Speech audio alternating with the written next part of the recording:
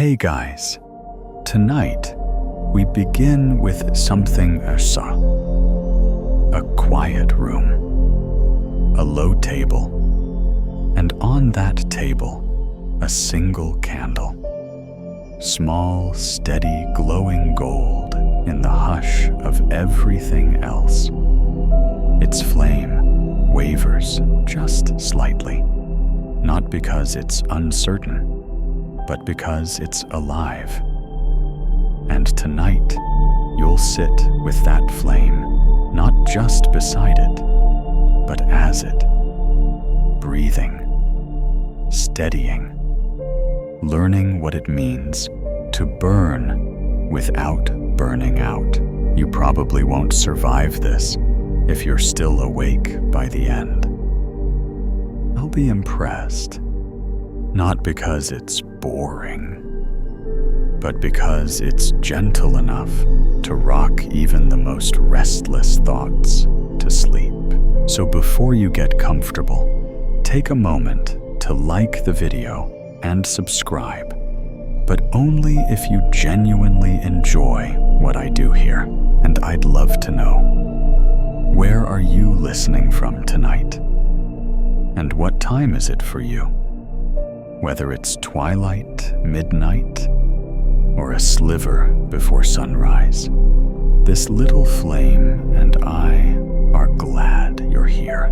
Now, dim the lights, maybe turn on a fan for that soft background hum, and let's ease into tonight's journey together. The room is quiet, the kind of quiet that feels held like a blanket wrapped gently around your senses. You sit or lie down, and your attention drifts to the small candle glowing in the near distance. It doesn't ask for your gaze. It doesn't dance for attention. It just glows softly, kindly. You notice how its flame rises, not in excitement, but in presence. It flickers when the breeze brushes it, but when the air is still, it grows tall and centered. There's something deeply comforting about that. The Buddha once said, "Just as a candle cannot burn without fire, people cannot live without a spiritual life." But maybe tonight you realize it differently. The candle isn't only burning, it's listening. It's sensing the room adjusting to each breath of air. It doesn't force light. It doesn't push heat. It simply responds with steadiness. You watch the way its glow colors the objects nearby. The cup on the table, the fold of a blanket, even the shadows, once dark and uncertain, are softened by the flame. It's not trying to banish the dark. It's just making space within it. You breathe in, slowly. Maybe for the first time all day, your body relaxes with that breath. Not just your shoulders, but somewhere deeper in the middle of your chest, where stress likes to curl. The candle flame doesn't waver, and neither do you. You begin to feel how much this small light reflects back to you. How often your own mind flickers in the wind of doubt, of distraction, of worry. How often your own light dances at the edge of stillness, never quite settling, but here now, with no task to finish, no clock to race. You're allowed to burn slowly, no pressure, no hurry, just this moment. The Buddha once asked, "If you light a lamp for someone else, does it take your flame away?" answer, of course, is no. The light multiplies, and in that teaching, there's something tender, that you can shine and not be used up, that you can offer warmth and still remain whole. You sit in that awareness now. Maybe you've been giving a lot lately. Your time, your attention, your kindness. Maybe you've forgotten to check how your own flame is doing. Has it dimmed? Is it flickering too much in the winds of everyone else's needs? Or maybe you're here tonight because your soul is asking for stillness, not to stop being the light, but to remember how to burn cleanly, quietly, brightly, like this candle, just one flame, and yet enough. You notice how the longer you sit with it, the more your breath begins to match it. A slow rise, a gentle fall. No pushing, no pause. Just flame and air and a body resting into itself. And now, as the light continues to glow, a question forms. Not sharply, not urgently, just as a soft thought from somewhere beneath the noise. What part of you might shine brighter?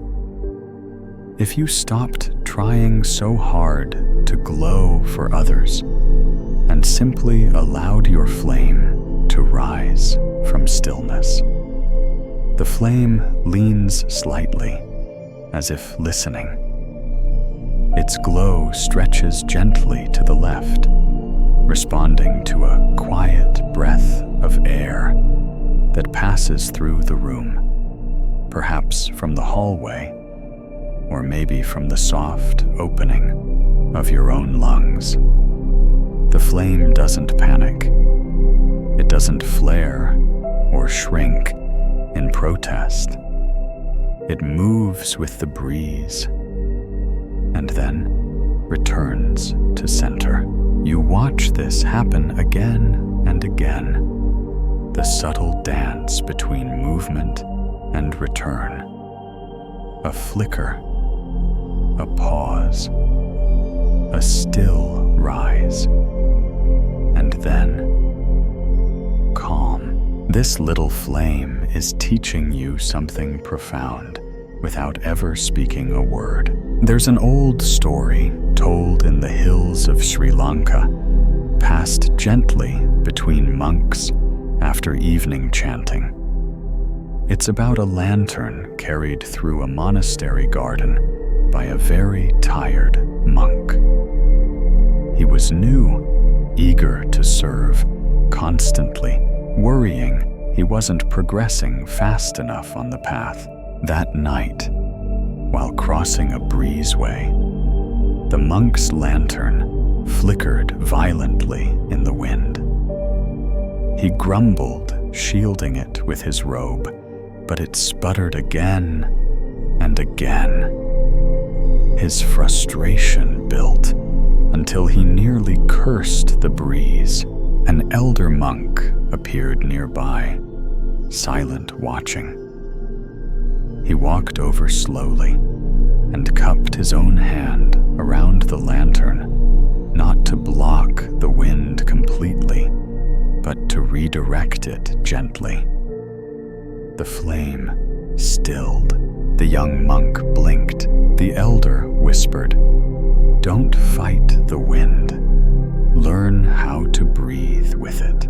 You let that story settle in your chest for a moment. How often do you try to fight the wind, the distractions, the thoughts, the 1,000 little gusts of worry that pull your attention, tug at your peace? You shield your flame with anxiety, panic, tightness. And the more you try to stop the wind, the more it seems to swirl. But tonight, like the elder monk, you try something different. You place a soft hand over your heart, not to block, not to force stillness, but simply to acknowledge the wind that moves through you. The thought that came earlier, the tension in your jaw, the fear you didn't even name. You don't fight it. You breathe with it, and in that breath, something shifts. The candle returns to center. So do you. The Buddha once said, "You will not be punished for your anger.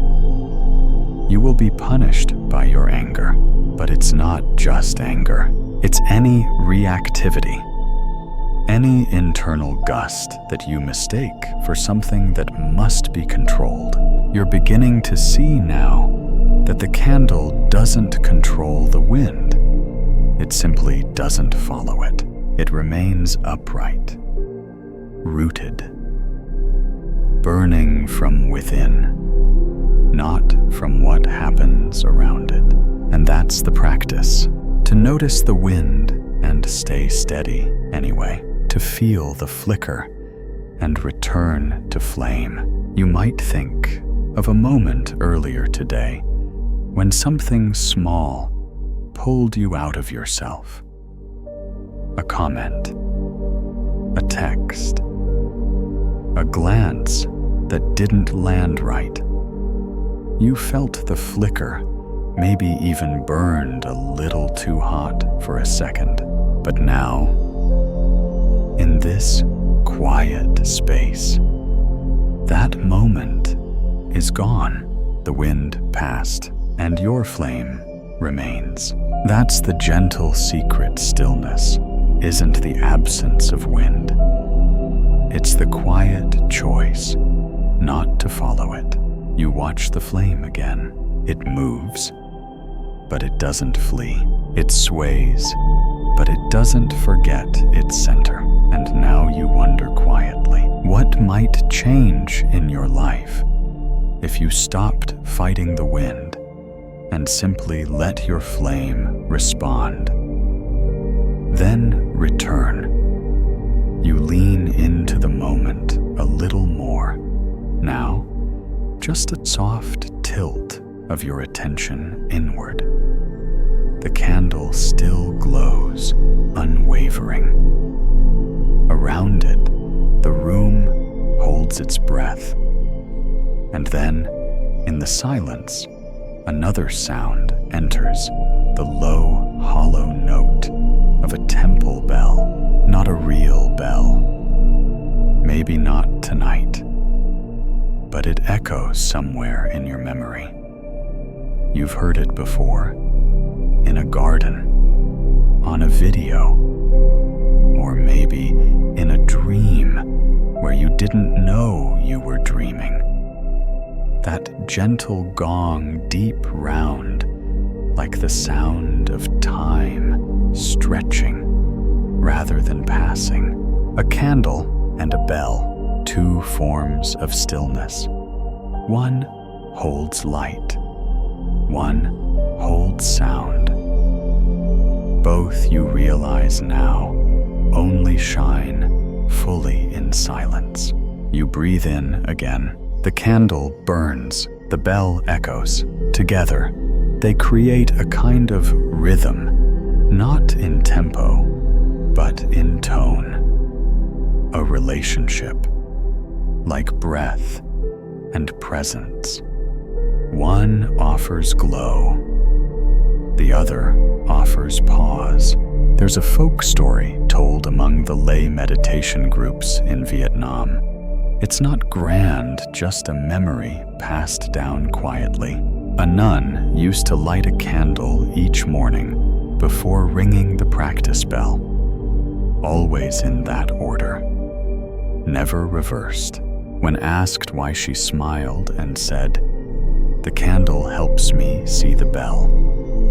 The bell helps me see myself." At first, her answer puzzled the younger monks, but over time, they began to understand. The candle didn't reveal the bell. It helped her be present enough to notice it, and the bell didn't show her anything new. It stilled her mind enough for the truth to rise. That's what tonight is becoming. Each moment, a flicker of light. Each breath, a bell that rings quietly through your body. You begin to feel how sacred this rhythm is. The flame doesn't need to be bright to be meaningful. The bell doesn't need to be loud to be heard. Just like you don't need to shine for anyone else right now.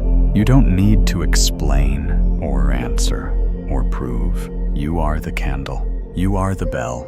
You are the stillness that holds both. The Buddha once said, "Better than 1,000 hollow words is one word that brings peace." And maybe tonight, that word is simply rest.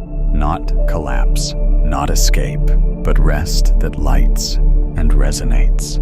You think now of how many moments in your day passed like quick breaths, scrolls, replies, checklists.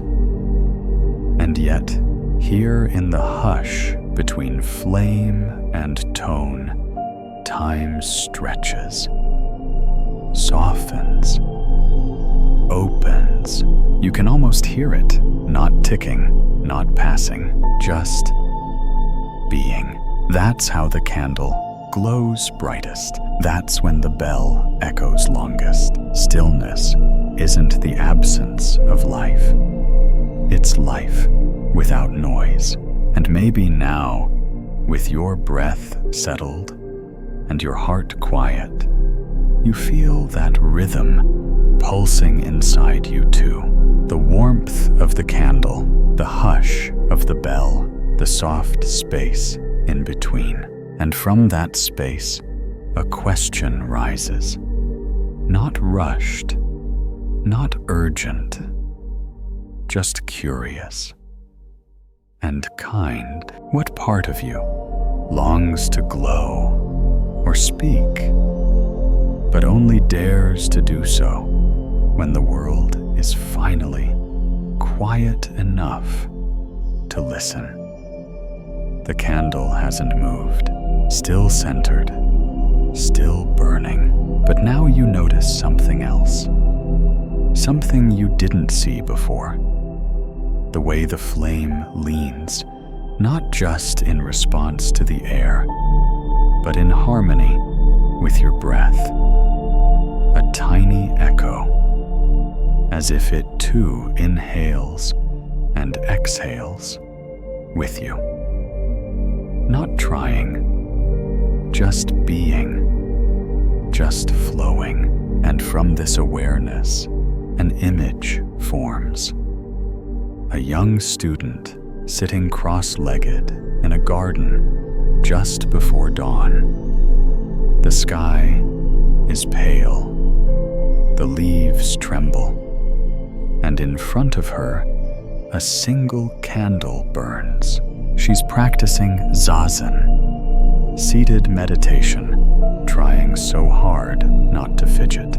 She keeps peeking at the candle, thinking maybe if she could sit just like that, she'd finally be enlightened. Still, perfect, peaceful, but she shifts. Her back itches. A bird chirps. Her thoughts race. She sighs, frustrated. Then her teacher walks by. He doesn't speak, doesn't correct her posture. He simply sits beside her. They breathe together. No candle this time. Just breath. Just presence. After a while, the teacher leans in and says softly, candle doesn't try to burn. It simply is what it is. The flame sits not because it's forcing stillness, but because it's not chasing anything. The student smiles, not because she understands completely, but because something inside her finally stops gripping. You come back to your own breath now. You're not trying to sit like the flame anymore. You're just sitting, just being. The flame isn't performing for you, and you don't need to perform for it, or for anyone. There's no audience in this room, only softness, only breath. And yet, there's something sacred about this kind of stillness, a quiet that doesn't announce itself, that doesn't shout for silence. It just exists, like a candle, like a presence. The Buddha once said, "Peace comes from within. Do not seek it without." And maybe tonight, you feel that more than ever. The flame didn't come from a better room or more expensive wax. It came from within the wick. Your peace is the same, not imported, not earned. It's already burning. The student in the story eventually stopped meditating to become something. She started meditating because she already was what she needed to be, and just forgot. Maybe you've forgotten too, not out of failure, but out of noise, distraction, wind. And now that you're here, resting, you remember the truth. The flame has been whispering all along. Stillness isn't what happens when you control everything. It's what arises when you no longer need to. You breathe again. No correction needed. The posture is enough. The moment is enough. You are enough. And in that quiet knowing, another gentle question flickers in. What part of you could finally settle? If you stopped trying to become still and simply allowed yourself to be still. The candle flickers again, but it's different this time. You're not startled. You don't lean forward to fix it. You just watch, observe. The flame moves like thought, brief, responsive, then back to center. No apology, no resistance. You let it move. You let you move. Inside your chest, a small breeze stirs. A thought, a memory, a worry maybe. It rises, hovers, fades, and in its place comes a teaching. There's a phrase often shared in the Thai forest tradition, whispered gently after long walking meditations. The wind that disturbs the flame lives in the mind. It's not the outside world, they say, that stirs you most. It's the inner winds, the expectations, the worries, the thoughts that try to tell you you're somewhere you shouldn't be. You close your eyes and notice it. That wind, it's not violent, just persistent. The swirl of tasks, unfinished. The echo of voices from your day. The tiny gusts of what if that tug gently at your sense of peace. You feel them, but you don't react. Like a candle, you sway then still. There's a story shared in Korean temples, one that monks pass down to younger novices. A young practitioner once asked her teacher, How do I stop the wind in my head? The teacher led her to a pond. They sat by the water, which was rippling from the breeze. "Stop the ripples," he said. She cupped her hands and tried to calm the water. But the more she touched it, the more the ripples spread. She frowned. The teacher smiled and whispered, "Wait." They sat. The breeze quieted. The pond stilled itself. And in the glassy surface, they saw the sky. You open your eyes again now, and you understand. It's not about stopping the thoughts. It's about letting them pass. Stillness comes not from fixing, but from waiting with kindness. The Buddha once said, "The mind is difficult to control. It runs where it wants. But a trained mind brings happiness." And trained doesn't mean punished. It means befriended. It means listened to, gently, like a breeze. You don't need to block, just acknowledge. Tonight, you let the wind blow through without losing your flame. You feel it, but you don't follow it. Your breath becomes the anchor, your body the holder of light. You begin to notice how much quieter the room feels now. Not because the world outside stopped moving, but because you did. Stillness, you realize, isn't the absence of wind. It's the ability to sit calmly within it. You return to the candle's flame. It hasn't stopped flickering, but it's no longer fragile. It dances without fear, and so do you. Now, as your thoughts slow and soften, you wonder if your mind is the sky and thoughts are only wind. Can you trust that your flame will still rise even when they pass through? You return your gaze to the candle. The flame seems smaller now, not dimmer, but quieter, more centered, as if it has nothing left to prove. It simply burns, steady, whole, and suddenly you're reminded of something, the way some people carry light without ever needing to announce it, the way they walk into a room, and you feel safer, warmer, even if they say nothing. Their presence is the glow, their kindness, the flame. There's a story, soft and little known, shared in monasteries along the Irrawaddy River in Myanmar. It's about a nun named Maha Thet, who was never famous, never written about in scriptures, or painted in temples. She was quiet, small, often mistaken for a servant when guests arrived. And yet every morning before sunrise, she lit a candle in the hallway of the nunnery.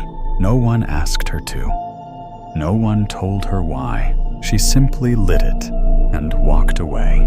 When asked once by a visiting monk why she did this, she replied, "Because some of us wake before the light.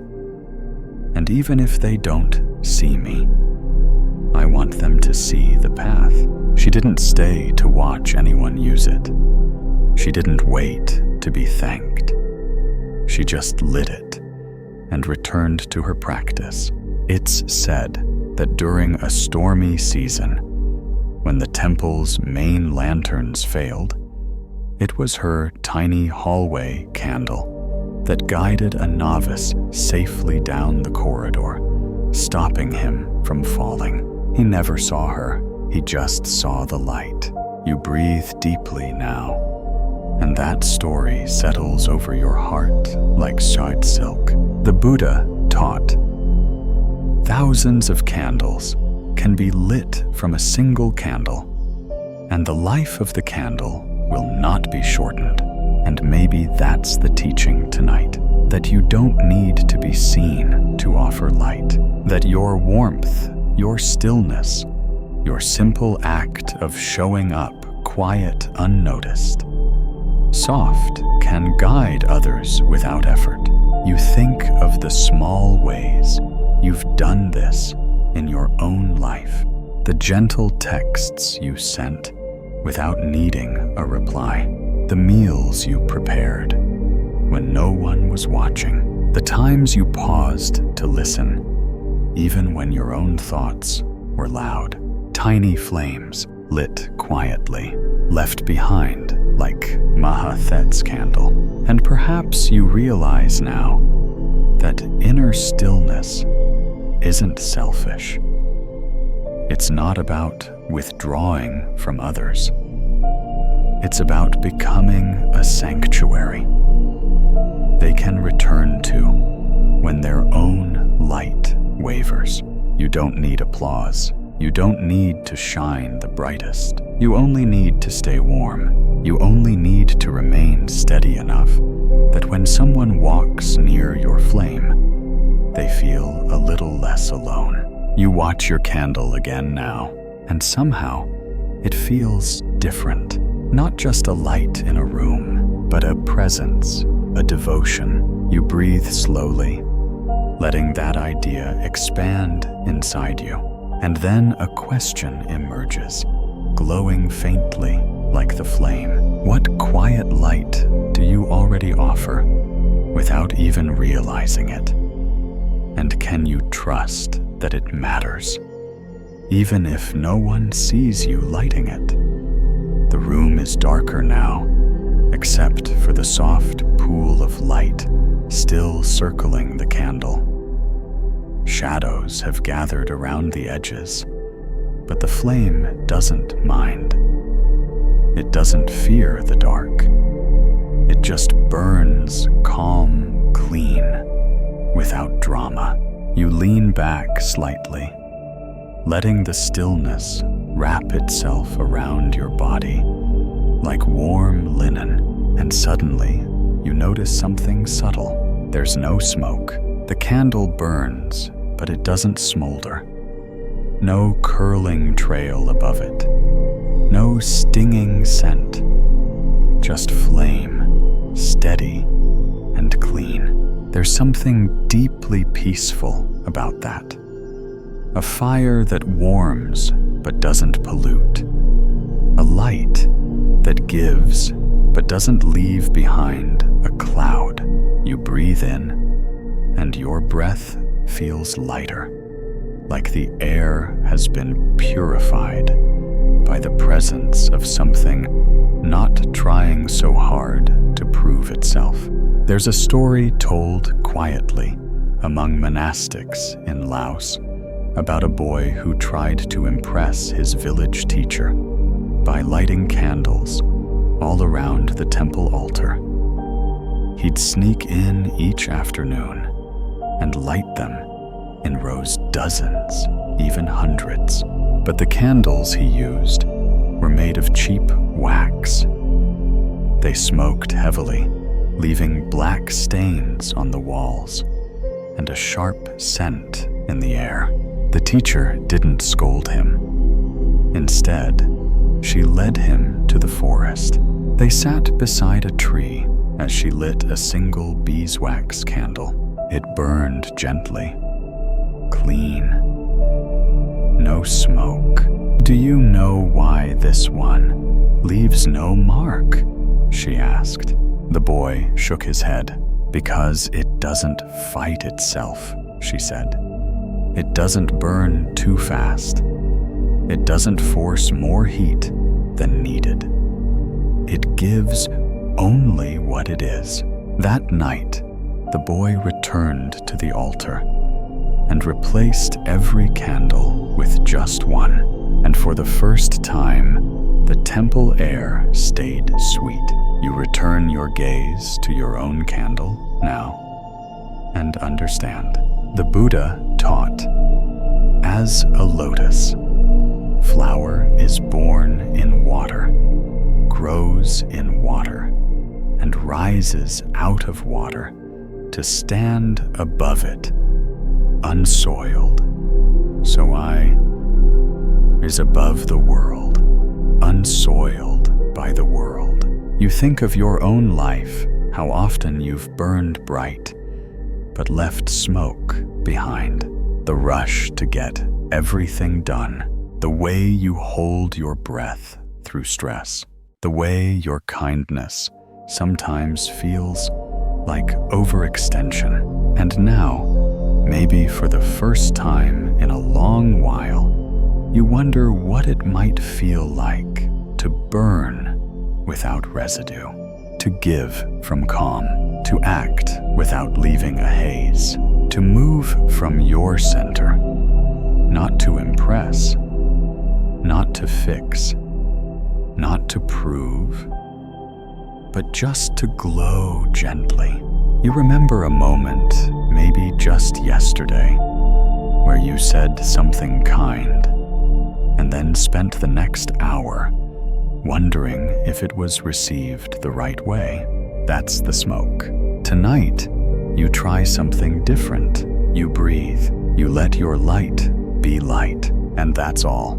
You don't chase an outcome. You don't replay the moment. You let it burn clean and complete. Your presence is enough. You look again at your flame, still there, still quiet. And in that gentle glow, a question forms. What part of you might feel freer if you allowed your kindness to flow without needing smoke, praise, or proof, just the warmth of being? Your body feels heavier now, but not tired, just more present. Like gravity is no longer a burden, but a welcome anchor. You're not drifting, you're settling into the moment, into the room, into yourself. The candle continues to glow, and around it the air seems to hum in quiet agreement. Nothing needs to be added. Nothing needs to be changed.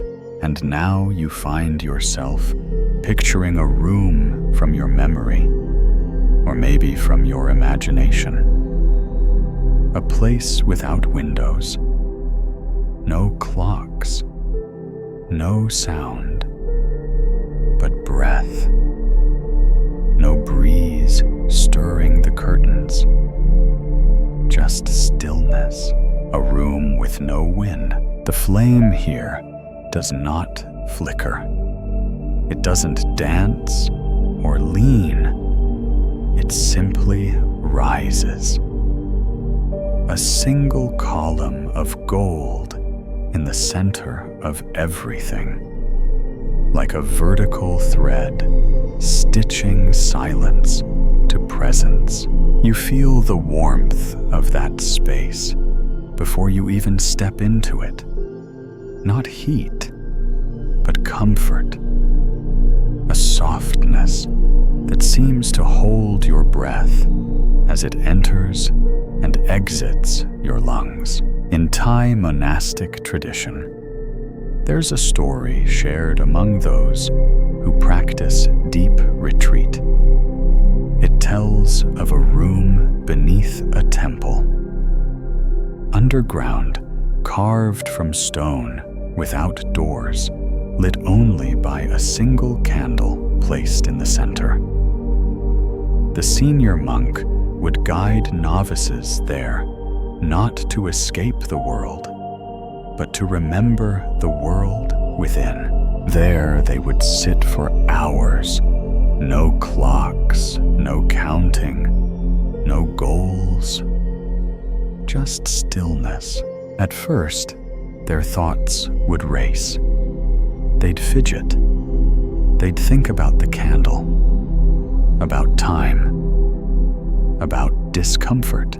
But then, the candle would become their breath. The shadows would become soft, and eventually they would stop trying to be still and instead become part of the stillness. That's what you're finding now. You're not just watching the candle, you're resting in the room around it. This stillness isn't silent because there's nothing happening. It's silent because nothing needs to happen. You are not waiting. You are not preparing. You are just here. The Buddha once said, "Be where you are. Otherwise, you will miss your life." And now, with the candle as your only company, you understand those words, not as instruction, but as invitation. You don't need to earn this stillness. You don't need to chase it. You only need to stay. Stillness welcomes you the moment you stop moving away from it. You think now of how many times today your mind ran ahead, planning, solving, reaching for what might happen next. But right now, nothing is next. Right now, there is only now. The room is still. The air is kind. The candle glows, and you feel yourself dissolve gently into it, not disappearing, just softening, becoming less separate. You breathe again. No urgency, no goal, just breath moving like light through shadow.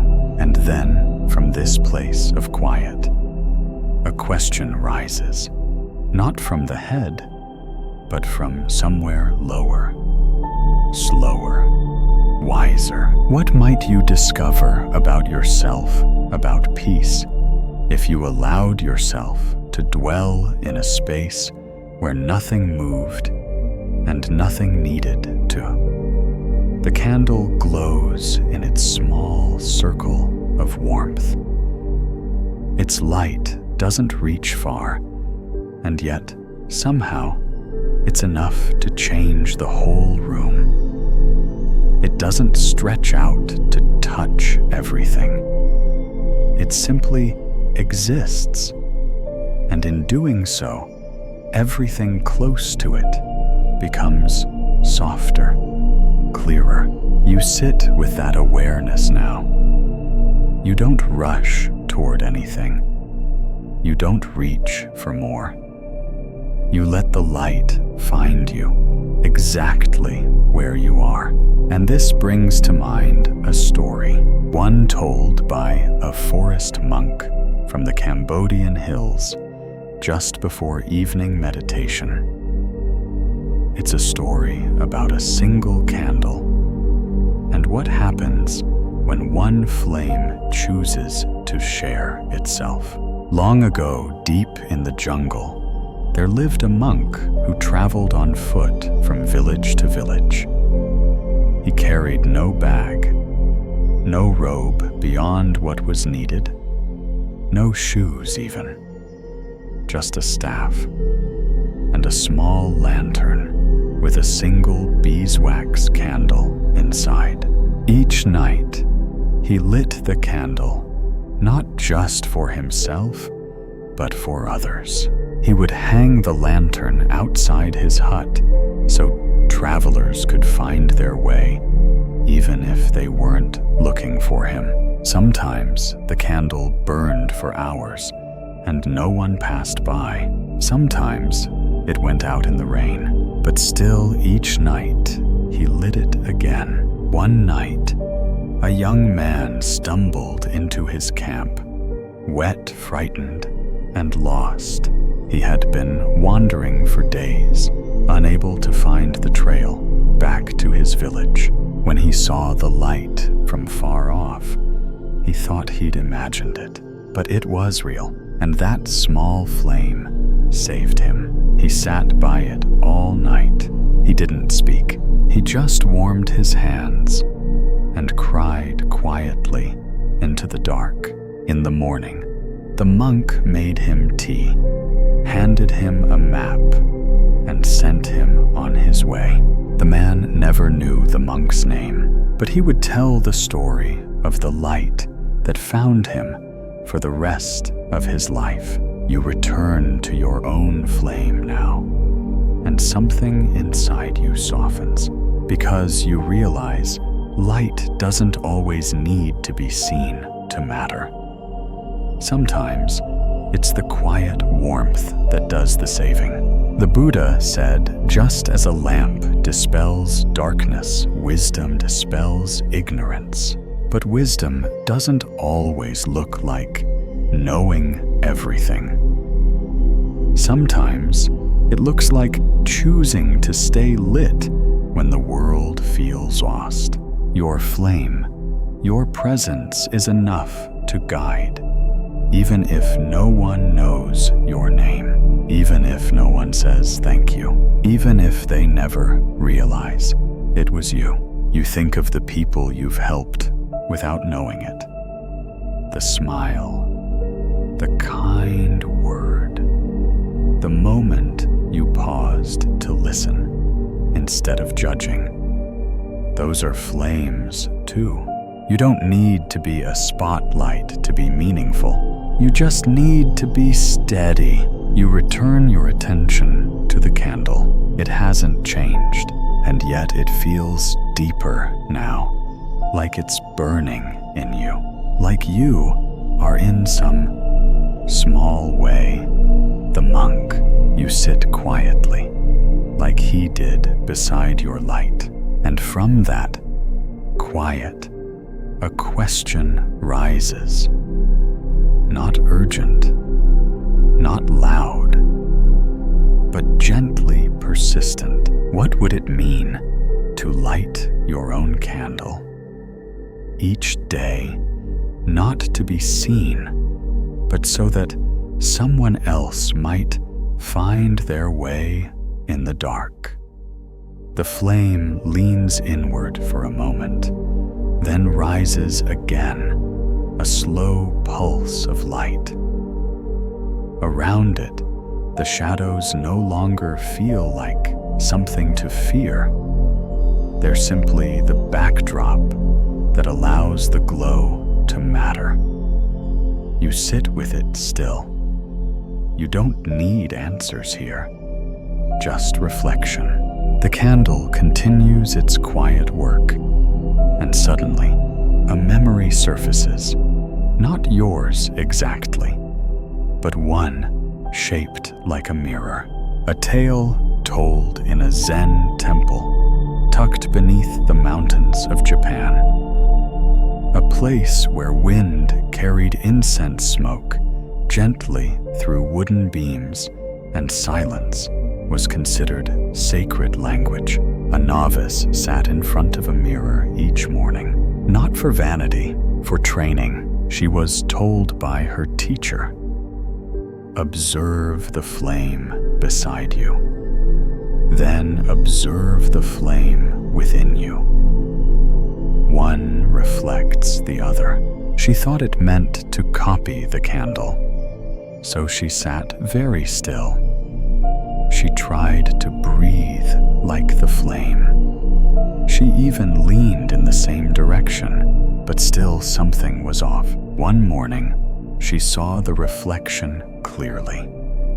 The flame burned perfectly in the mirror, calm and centered, while the real one beside her danced and shook. She was confused. The teacher arrived, and seeing her furrowed brow, smiled gently. The mirror never lies, he said, but it only shows what it's given. If the room is restless, so is the flame. And if your mind is restless, so is your world. She stopped trying to act like the flame. She began to clean the room. She began to clean her thoughts, and slowly, the flame in the mirror and the one in the room began to match. You look again at the candle in your space. You don't need a literal mirror to feel what's reflected. Your body is the mirror. Your breath is the flame. And your stillness is the space in which the two become one. The Buddha once said, "The mind is everything. What you think, you become." But tonight, that doesn't feel like a rule. It feels like a kindness, an invitation to tend to your space within and without with care, so that what reflects back to you brings peace. You start to think gently now. What kinds of thoughts have been flickering in you lately? Are they steady? Kind? Are they soothed? Or are they stirring smoke?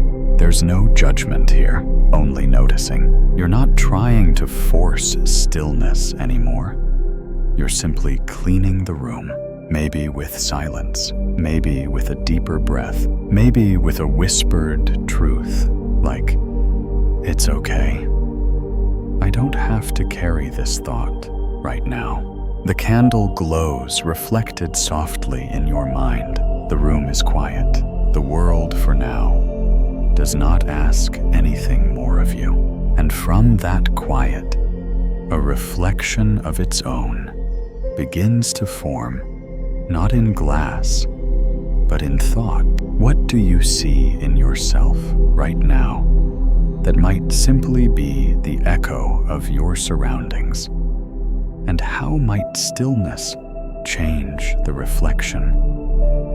You're deep in the stillness now, not stuck in it, resting in it, like settling into warm water where the air no longer presses but holds you. The candle, your old companion, hasn't wavered. It stands patiently, offering nothing but its presence. And still, that seems to be everything. You remember now a story, a quiet one, often told in the high mountain monasteries of Tibet, where the wind moves like a whisper and time seems to stretch. There, it said, a yak herder once gave a monk a jar of thick golden oil, pressed slowly from mountain seeds, so that the monks might light a lamp through the cold night. The youngest monk, eager to help, used all of it in a single evening, pouring the oil into a wide brass dish and lighting it in joy. The flame leapt high, radiant, but by midnight, it sputtered and died. The next day, the elder monk showed the novice a small ceramic bowl. He filled it halfway with oil, twisted a thin cotton wick, and lit it. The flame was smaller, quieter, but it burned through the night, through the next night too. With only a little oil, the flame lived longer. With patience, it served more. You see, the elder said, the candle that doesn't rush burns longest. And tonight, you feel that truth in your own breath. So often, you've rushed your own flame, pushed harder, stayed up later, given more than you had, and sometimes it felt good, even noble. But now, you feel the cost, the tiredness beneath your eyes, the aching between your shoulders, the subtle exhaustion that whispers, "I just need one quiet hour." And here it is. The Buddha said, "As a lamp in a windless place does not flicker, so is the disciplined mind of the yogi practicing meditation." But that discipline, it doesn't mean control. It means rhythm, pacing, understanding that brightness without patience often becomes burnout. You breathe in now, like oil drawn gently up the wick. You breathe out, and the flame steadies. There's no race here, no deadline, only warmth, only the choice to burn wisely, slowly, kindly. You begin to imagine your own day ahead, or perhaps the one just passed, as a bowl filled with a precious supply of oil. Not unlimited, but enough. You wonder, did you use it well? Did you pour it too fast? Did you remember to rest between burnings? Or did you mistake urgency for purpose? Tonight, you choose something different. You let the flame burn slowly. You give yourself permission to glow without hurrying. And from that softness, a question arises. Not like a challenge, but like a hand resting lightly on your chest. What part of you is ready to slow down? Not because it's weak, but because it knows its glow lasts longer when it's not rushed. The candle glows with the rhythm of a heartbeat, now steady, silent, and somehow sacred. You feel your breath sinking with it, not because you're trying to, but because your body seems to remember how to move like that. Slow, gentle, without force. You shift slightly. The air wraps around you like a shawl. And now something shifts, not in the flame, but in you. You're no longer thinking about the candle. You're becoming like it. This, you realize, is what it means to sit like a flame, not stiff, not cold, not withdrawn, but soft at the edges. Upright, yes, but natural. Awake, present.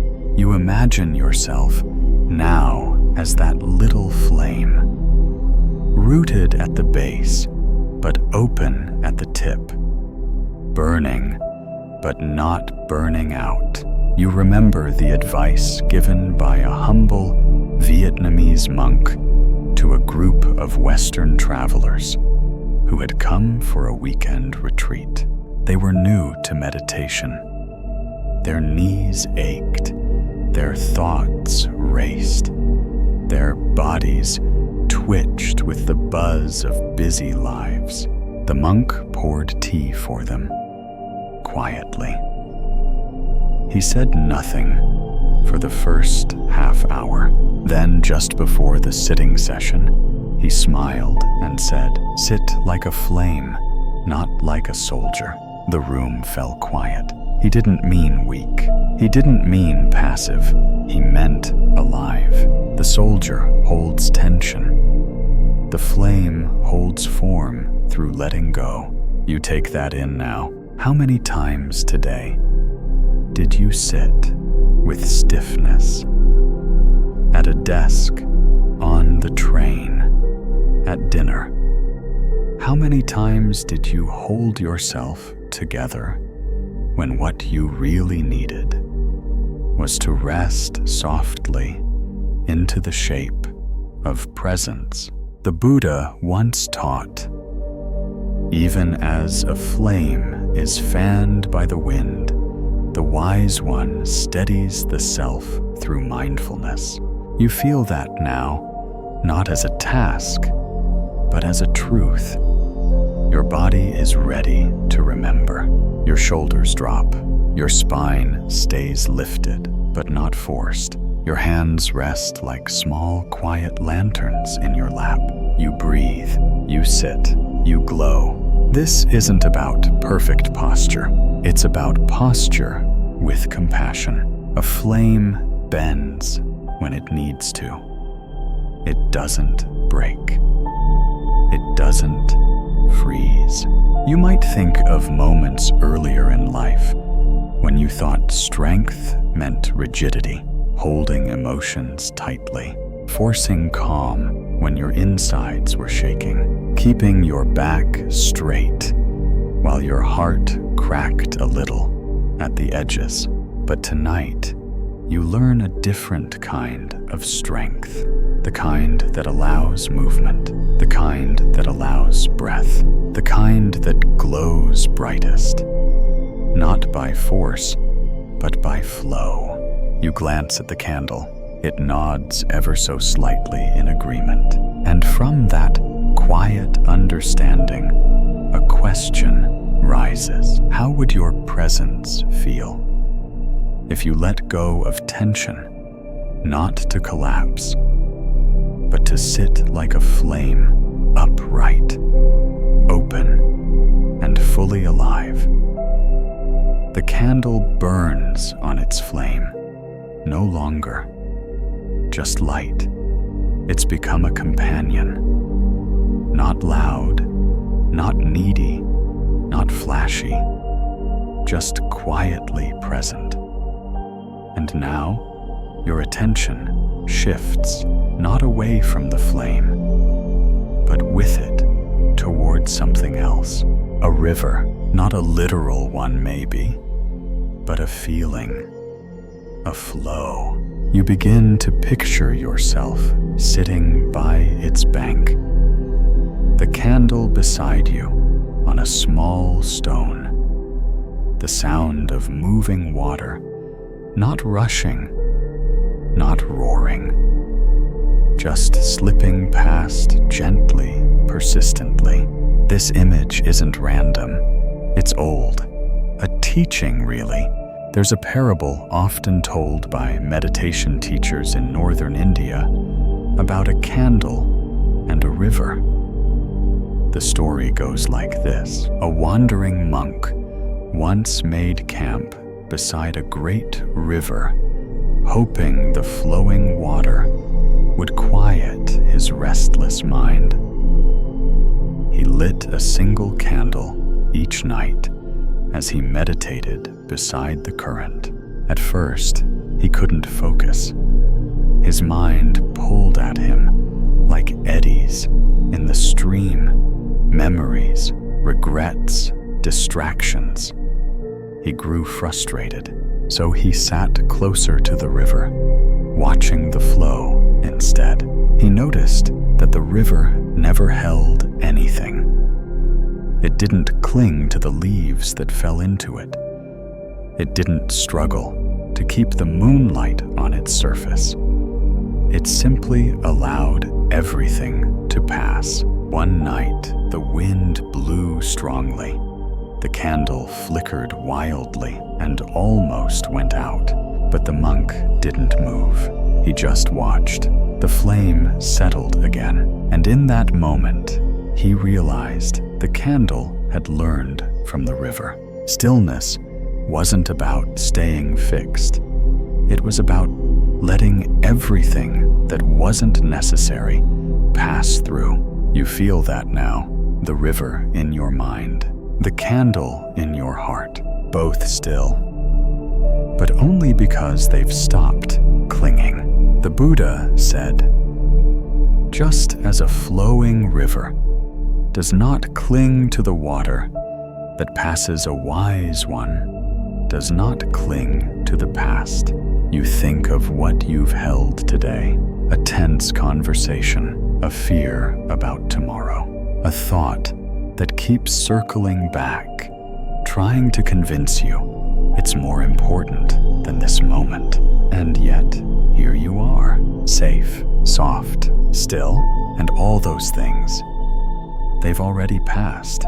You didn't need to chase them. You didn't need to push them away. You only needed to let them flow past like water. Stillness isn't stagnant.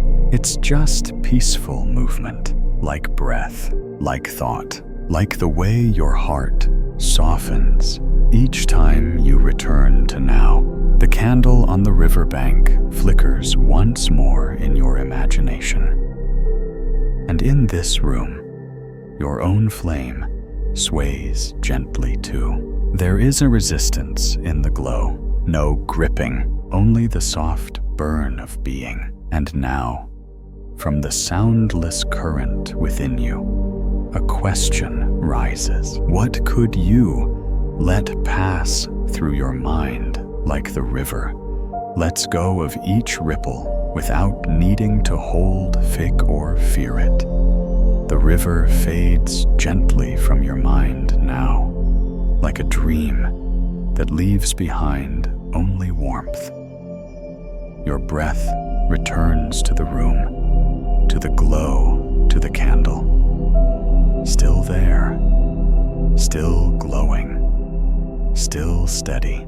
You sit in its presence, not as a watcher anymore, but as someone returning home. And in this quiet, a new image rises. The moon. You don't see it directly, just feel it through the window, maybe. A silvery coolness on your skin, a calm awareness. You glance up in your imagination, and there it is, silent, watching bright without burning. The candlelight is warm, the moonlight is cool. One burns from within, the other reflects light already given. Both are beautiful, but only one forgets that it is not the source. There's an old parable shared in Zen temples near Kyoto, passed down from teacher to student, like a lantern handed from hand to hand. A small candle, proud of its glow, began to believe it lit the world. It puffed its flame higher when others approached. It stretched toward shadows like a performer reaching for applause. One night, the candle noticed the moon rising above. It scoffed. "You're just a reflection," it said. "I make my own fire." The moon said nothing. It simply rose. Its light filled the sky, bathing the trees, the temple roof, the candle itself. The little flame suddenly looked small, but the moon wasn't trying to be bigger. It just was. The candle humbled, finally bowed. Its glow softened. It no longer needed to prove its light. It simply gave it. You smile at this story now, because you see the lesson. Stillness burns brightest when it stops trying to shine. Ego is a flame puffed too high. True light doesn't compete. It simply illuminates what needs to be seen. The Buddha once said, "Those who consider themselves great will find themselves humbled. Those who are humble will be lifted up." You breathe in, and that breath doesn't puff you up. It centers you. You breathe out, and that breath doesn't dim you. It grounds you. Humility, you realize, is not self-erasure. It's self-rightness. It's knowing that your light is not diminished when others shine. It's realizing that sometimes being still is the greatest radiance of all. You return to your candle. It flickers softly. The moon, though unseen, is felt. And now, your own sense of self begins to soften. No need to perform. No need to glow brighter than others. No need to fight the dark. Just burn. Just reflect. Just be. And from that gentle space, a question rises, not as a challenge, but as a quiet gift. What if you stopped trying to outshine the world and simply allowed your presence to be a moonlit reflection of what's already whole? The candle is quiet now, smaller, perhaps, but no less certain. Its flame no longer stretches. It doesn't perform. It doesn't insist. It simply burns like the breath in your lungs, soft and steady.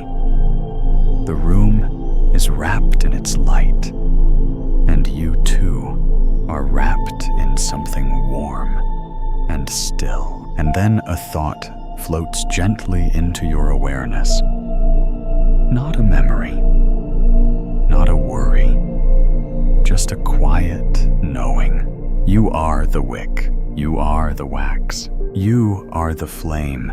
You think of a moment, perhaps this week, perhaps today, when you felt low on energy. Not because you lacked passion, but because you kept giving your fire without checking your fuel. That kind of tiredness doesn't come from laziness. It comes from burning without balance. There's a gentle tale shared among nuns in a small Thai forest monastery, where silence is the most frequent teacher. It's the story of a candle that wanted to glow all night for her sisters. She was proud of how bright she could shine. She lit herself earlier than the others. She burned taller. She leaned into every breeze with devotion, but by midnight she was nearly gone, her wax pooling her wick stunted. The other candles were still steady, still glowing quietly. "I tried to be more," she said, as her flame sputtered. One of the elder candles whispered back, "You don't need to be more. You only need to last." That night, the lesson passed quietly through the room, not as lecture, but as light. You think now of the ways you've burned, the emotional labor, the invisible kindnesses, the times you said, "I'm fine," when your wax was already low. And now, in this soft space, with the candle beside you, you ask a gentler question. Not, "How can I keep burning?" but "How can I burn wisely?" The Buddha taught, to keep the body in good health is a duty. Otherwise, we shall not be able to keep our mind strong and clear. You let those words settle in your chest. Your body is not separate from your spirit. Your energy is not an unlimited gift. To rest is not to retreat. It is to refill. To pause is not weakness. It is wisdom. You look again at your flame. It has not dimmed because it's smaller. It has simply learned how to use what it has with care. You close your eyes. You feel the wax within you, your energy, your reserves, your strength. And you feel the wick, the thread of your being that pulls from that wax, lifts it to flame, to warmth, to offering. You wonder, are you caring for the wax? Are you protecting the wick? Stillness doesn't mean hiding the flame. It means tending it gently, so it lasts beyond a single night. It means trusting that the most generous fire is the one that knows when to rest. And now from that sacred stillness, a question flickers in. What part of your life is asking to be fueled more gently? Not to burn less brightly, but to burn more wisely, more sustainably, more kindly toward yourself. You sit quietly with the candle. Its light touches only the space it needs to know more. And still, it feels like enough. The flame doesn't stretch across the room, and yet the room feels full. Not of fire, but of presence. There's no one else here, and yet somehow you're not alone. You feel the stillness like a companion, like something alive, like a presence that's waited for you to finally sit down long enough to notice it. And with it comes a memory, perhaps not your own, but one shaped like longing, a story whispered in the monasteries of Ladakh, where cold nights ask for inner warmth more than firewood. It's the tale of a traveler who left a lantern lit inside a clay shrine on the edge of the desert. No path led to it. No one was expected. Still, each night, he lit the flame and left. He never knew who might pass by, but he trusted someone would. Years later, long after the traveler had vanished, a merchant lost in a sandstorm stumbled into the shrine, guided only by the faintest flicker of gold. He didn't know who had left it. He just knew the flame had waited, and that was enough. You breathe in now and feel that truth in your own chest. Stillness is not waiting for something. Stillness is waiting with something. Your candle, this soft part of you, isn't trying to reach, fix, impress. It simply remains lit. You think of the parts of your life where you've waited for someone to see you, waited for the right words, waited for permission to rest. And now, maybe you understand that the waiting doesn't need to ache. It can glow. The Buddha once said, "Patience is the highest ascetic practice." But what if patience isn't passive? What if it's not about suffering through silence, but staying warm in it? You look again at your own presence and see that you are not idle. You are tending something, tending your breath, your heart, your peace. You are not empty. You are lit from within. You remember how many times you've shown up for others quietly without fanfare. How many times you've kept a promise no one else remembered. How many times you've left a lantern lit even when you weren't sure anyone would see it. And maybe tonight you realize someone did. Maybe you did. Stillness, you see, is not lonely when you realize your own flame is company. So you sit a little deeper, glow a little softer, and from the warmth of that presence, a question begins to form. What flame have you been keeping alive? Not for applause, but because some part of you trusts that being here, simply and steadily, is already enough. The room is so quiet now that even the flame seems to listen. It doesn't flicker much anymore. It just holds its shape, like it's accepted that the night needs nothing more than what it's already offering. You lean into this stillness, not to analyze it, but to feel it. And something deep within begins to settle. Stillness isn't just around you now, it's in you. You close your eyes, and behind your eyelids, the light remains. Not as brightness, but as presence. The flame no longer belongs to the candle. It belongs to you. And in this darkness, comforting soft, you begin to picture something else. A cave, not the cold, echoing kind, that stories use for fear. This one is warm, white, earth-scented, and at its center, a single candle. No shrine, no incense, no crowd, just space and flame. There's a tale from the Himalayas. Monks still pass it down in small temples, carved into cliffsides. It's said that long ago, a woman named Ani Pasang chose to live alone in a mountain cave.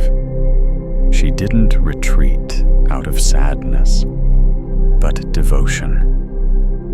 She brought no books, no beads, just a single candle. Each night, she lit it and watched the flame until it went out on its own. People would ask her, "Aren't you lonely in the cave?" She would smile and say, "I've met myself here, and that is company enough." They'd ask, "What do you do all night?" She'd say, "I watch my thoughts dance like firelight on stone until they settle." It was never about escape. It was about becoming still enough to hear the voice beneath all others.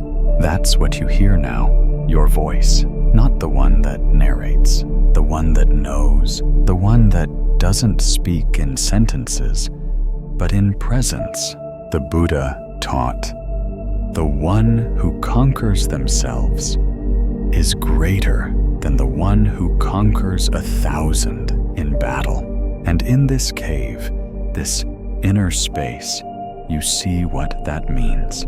Stillness isn't withdrawal, it's courage, the kind that sits quietly with discomfort and does not turn away, the kind that lights a candle in the deepest place inside you and stays there breathing. You think of the times you've run from yourself, not out of shame, but out of habit, reaching for sound screen task, avoiding the cave, but here you are now, in it, safe, not abandoned, just alone in the most beautiful way, not empty, not lost, just quiet enough to hear your own heartbeat and know I am still here.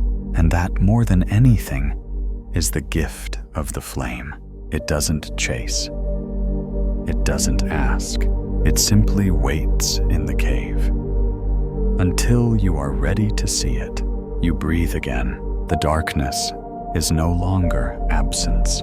It's a cradle. And from that deep-rooted space, a question rises like a warm hand held out in the quiet. What part of you might begin to glow again?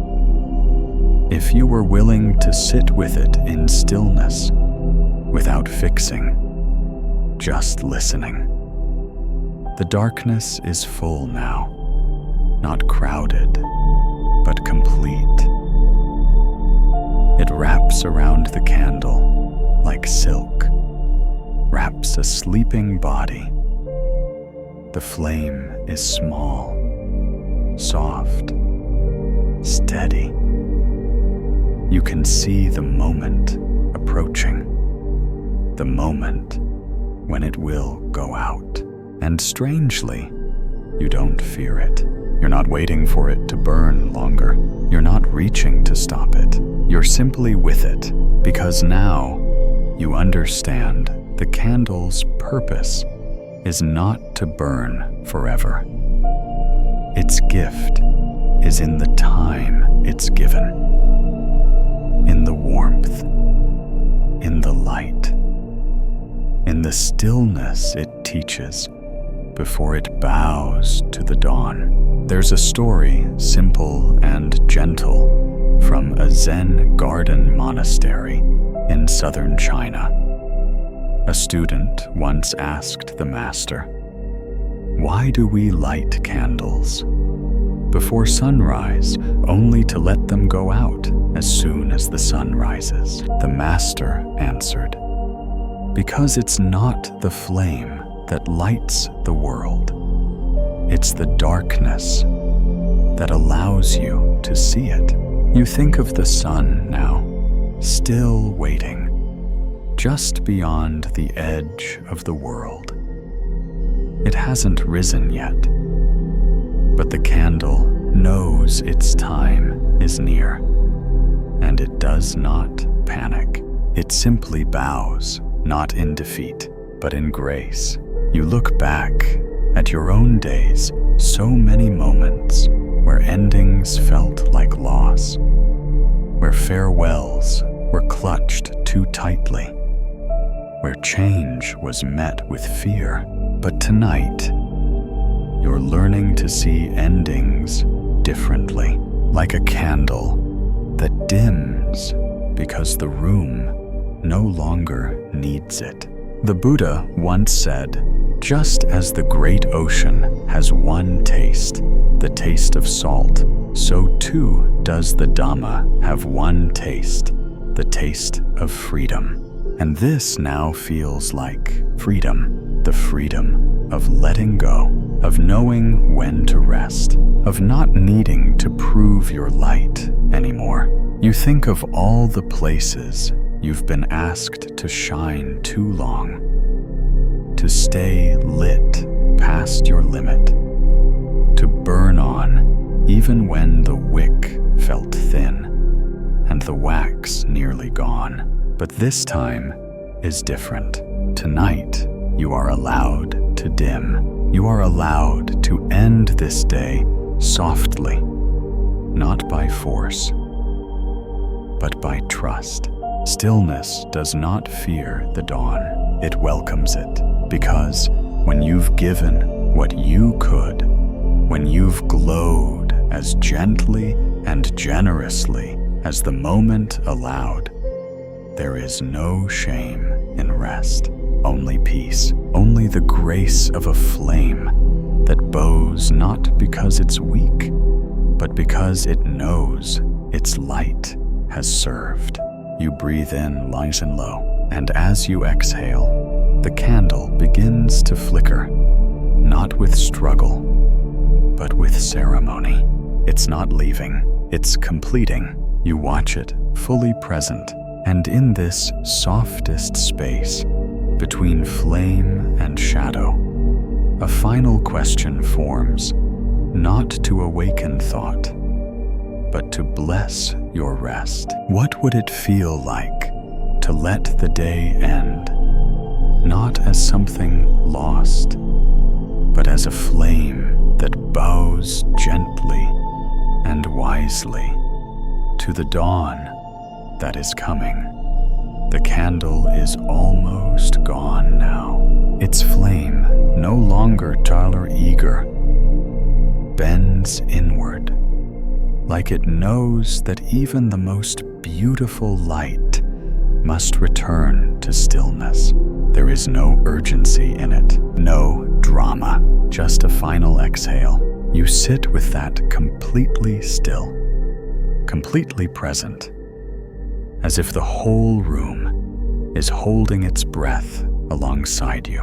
And then, gently, without any need for notice, the flame goes out. No sound, no smoke, just silence, just the soft afterglow of everything it gave. And now you sit, not in darkness, but in luminous stillness, as if the light didn't disappear, but dissolved into the room, into your body, into your breath. The absence of the flame doesn't feel like a loss. It feels like peace, because you know what it gave. And more importantly, you know what it left behind.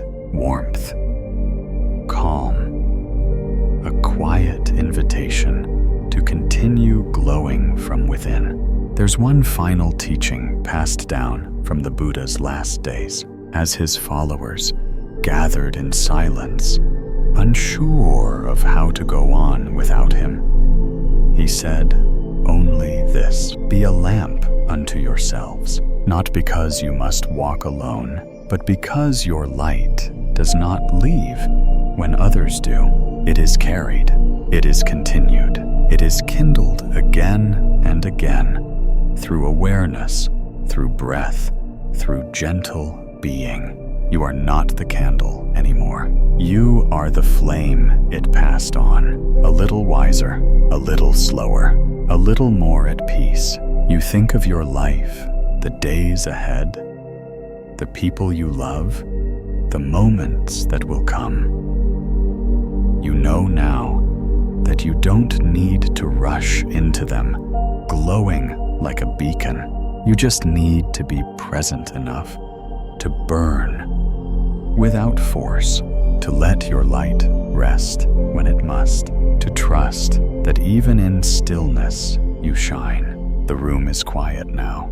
Your body has grown heavy, safe held, and somewhere inside, a knowing rises like the softest morning sun. Stillness does not end the flame. It carries it deeper, and in the hush that follows, the last question drifts in, not to be answered tonight, but simply to be held. What if the light you're looking for has been quietly glowing inside you all along, waiting for the stillness to reveal it? Now the flame has gone, and the room is full of rest, of breath, of a peace that doesn't ask for anything. You lie back now, fully, gently, without resistance. Let your head sink into the pillow. Let the ground support you. Let your shoulders be held. There is nothing more to glow for, nothing to prove. You are the stillness you were seeking. The candle served you with its light, and now it serves you with its quiet. Both are sacred. Both are true. Feel your breath slow and easy. There's no need to deepen it, no need to count. Just let it move like waves reaching the shore, then returning to the sea. Stillness is here, not because the world stopped moving, but because you did. You've listened, you've glowed, and now you rest. Let the stories fade like mist. Let your thoughts dissolve like wax. There is no beginning now, no ending, only the slow, sweet drift into sleep. You are not leaving anything behind. You are only softening into something deeper. The light hasn't vanished. It's just gone quiet, and you are safe to follow it. So rest now, beloved listener. Sleep deeply, sleep sweetly, sleep like a flame that knows the night is long and gentle and kind. You are enough. You are safe. You are